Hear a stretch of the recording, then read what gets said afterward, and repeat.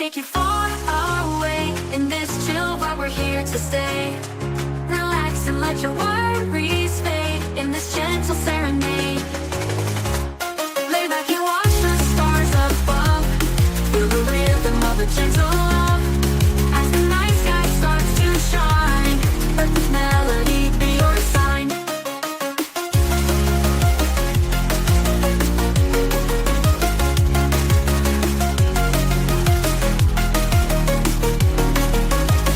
Lay back and watch the stars above.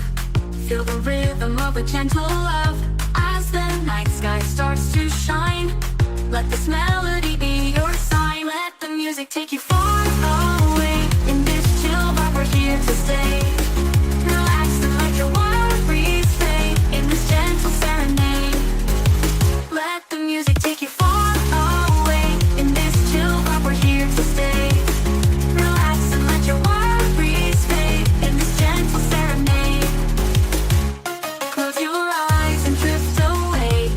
Let the music lead the way. Calm your mind, let go of all. In this peaceful, soothing call, let the music take you far away. In this chill vibe, we're here to stay. Relax and let your worries fade in this gentle serenade.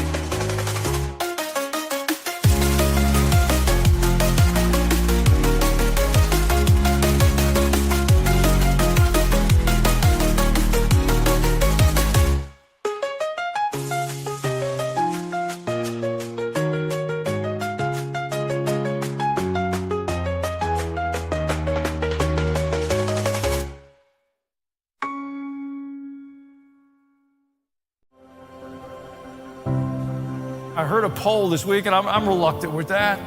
Pollsters are wrong more frequently than the weather people. But the statistics they cited was only a third of Americans under 30 said they were proud of our nation. And I didn't have any frustration towards that generation, but I had a tremendous amount of frustration towards academia and families that have allowed that nonsense to flourish.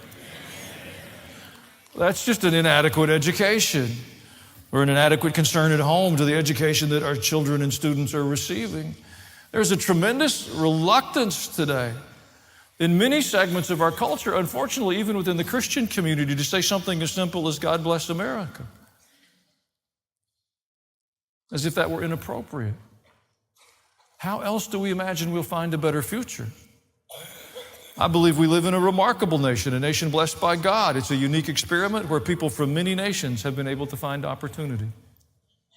There's never been anything quite like it. And at the moment, if you look across the horizon, there's no promise of anything remotely like it emerging. It's not a perfect record. We've had some failures, but we've had many more victories. And those who prefer to express disdain or disappointment in our nation, it seems to me, hold one of two positions. They either have a disdainful attitude towards America because they have a lack of awareness of global reality, or they're just willfully ignorant. Because the facts on the ground are not difficult to get to. I took just a couple of moments with Rabbi Google. I wanted to share some perspective on the rest of the planet. We don't talk about that a lot. Whenever we talk about other civilizations, they're amazing and remarkable and wonderful, and that doesn't offend me, but they're not perfect. I took a couple of moments just chasing the idea of the toll of Marxism in our world in the last 100 years or so. If you're not much of a historian, that would include leaders like Stalin or Lenin, Mao, but we're not limited there. You can roll in Castro. I mean, it's really quite a list. In 2017, a Professor Kochen wrote in the Wall Street Journal that communism killed at least 65 million people between 1917 and 2017. That's a worldview responsible for those deaths. Though communism has killed enormous numbers of people intentionally, even more of its victims have died from starvation as a result of their attempts at social engineering. Redistribution of wealth. People starve to death when the government who has authority over you begins to steal. The most commonly cited figure is over 100 million deaths. Some on the extreme end report as many as 160 million deaths. the majority of whom from starvation. Not a story told frequently. We're told Bernie Sanders spent his honeymoon in the Soviet Union. A little tone deaf, perhaps. China is celebrated as a tolerant place these days, and I have no doubt that many of the Chinese people are tolerant, but the government has not been so. Mao is responsible for as many as 45 million deaths between 1958 and 1962. 4 years, more than 40 million of his own people. Our professional athletes, they like to criticize U.S. history, but they are very willing to embrace the marketing opportunities of China. Somebody should explain to them. Marxism embraces the centralization of power, the domination of the citizens by an authoritarian government. I take a minute because it's relevant. In our culture, in our churches, we're in the midst of conversations about what kind of world we should live in. Is it appropriate for Christians to talk about that? Does our faith impact the governments we have? In the simplest language, I think we're in the midst of a revolution.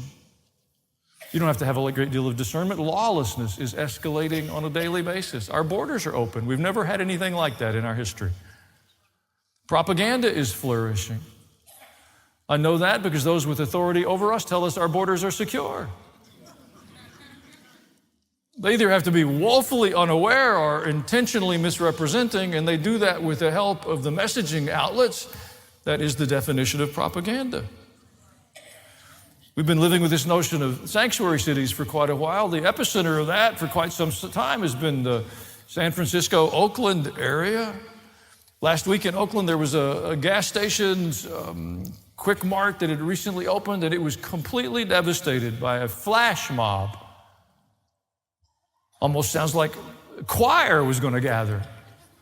Totally devastated a new business.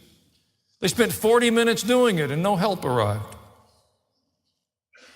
I have a couple of questions. When will it have gone too far? When will we awake from our stupor and say, enough? What will be the requirement? What's the threshold when they come into our homes and take whatever they want? You know, one of the words that's getting great play these days is equity. It's not new. I actually found a little bit that I'd prepared on this like 7 years ago. But it's grown incredibly since then. Equity is the idea that everybody gets an equal outcome. Not an equal opportunity, that's equality. An equal outcome, that's equity. And I want to be really clear, both biblically and ideologically, it's a false construct. It's not an idea that is supported by reality. Equal outcomes require stealing.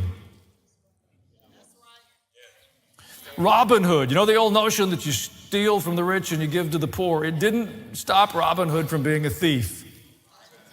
It just meant he was cute in tights.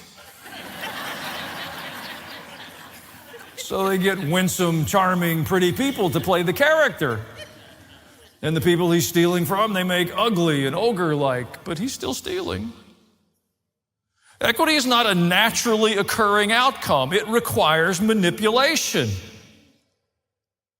And it bears some questions. Should we all do the same amount of work? Should we all have the same amount of education? Should we wear uniforms? Important questions. Just a little bit of a casual glance and an opening of your imagination, you realize that some of us are tall and some are short, some thin, some thick. I used to be mad at people that were thinner than me. Thought they got a better metabolism. Then I started listening to them. And they did weird things. Like not eat dessert. I thought, wow, what's wrong with you? No wonder, you're not healthy. Some are pretty. You know, we're told that society defines what is pretty. So now we say everyone's beautiful. Well, folks, if everyone's beautiful, it's equally true that everyone's ugly. Yeah. You see, sameness diminishes us all. We're working to the absurd conclusion of that with this whole there's no difference between men and women. We've been listening to that my entire life. There's no difference. We're the same. It's all about social engineering.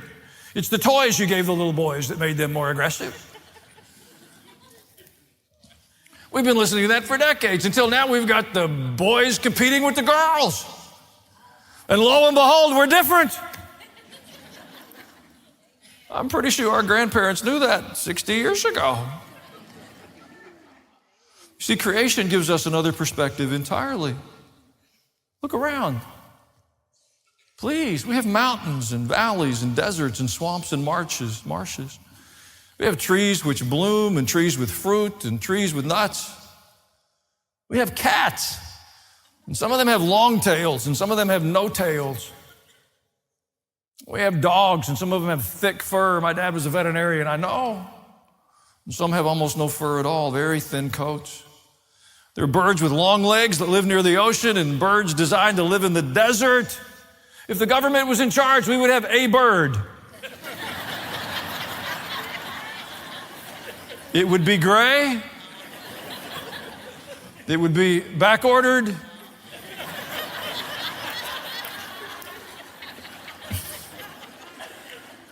Equality, on the other hand, says we have an equal opportunity before the law. Now, because laws are administered by human beings, that's never going to be perfect, but it's the ideal we strive for, and it's very different than equity.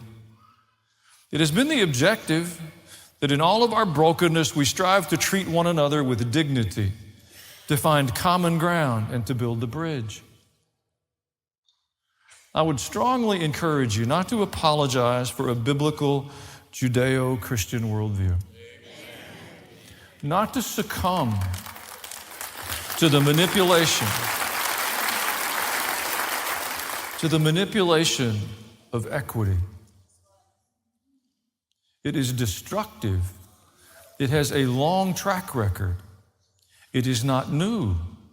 They dress it up in fancy words, and people with lots of letters at the end of their names try to bully you into telling you it's true. Since I've already wandered off script, I'll wander a step further.